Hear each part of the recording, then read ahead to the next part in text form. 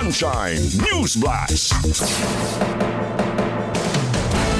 Unang detalye sa tuwang balitang lokal, gipasiugda sa National Conference on Advancing Community-Based Child Protection and Recovery nga gipahigay na itong Marso 23 nga adunay tema nga Restoring Futures ang panginahanglan sa mas ligon o integrated nga child protection ug recovery program sa tibuok nasod.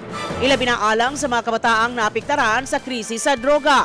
Sumapa ni Dr. Glenn Galarino, presidente sa Bidliseo Foundation Incorporated, ang mga bata nga nang inahanglan o pagtabang angay hatagan og espesyal nga pagtagad, pinaagi sa pag-ayo, panalipod o gustong giya, imbis nga puro disiplina o pagpanaway tungod sa ilang mga sayop.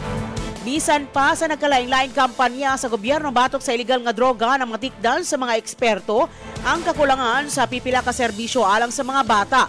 Lakip niini ang psychological support, access sa edukasyon o family reintegration programs. Si Grizel Benitez, representative sa Department of Interior and Local Government kon DILG, nagkanayon nga gipaligon sa gobyerno ang pakigtambayayong sa mga NGO, laki pa paghatag og pondo sa Bidliseo Foundation pinaagi sa Anti-Drug Abuse Council.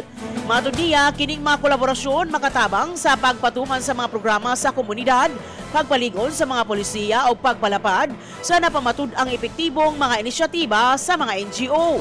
Tumong sa maong panagtigom nga magpaligon ang koordinasyon sa mga ahensya o komunidad aron mas masuportahan ang mga kabataan nga nanginahanglan og tabang og masiguro nga dili sila mabiyaan sa proseso sa pag-recover o pagpanalipod sa ilang kaayuhan.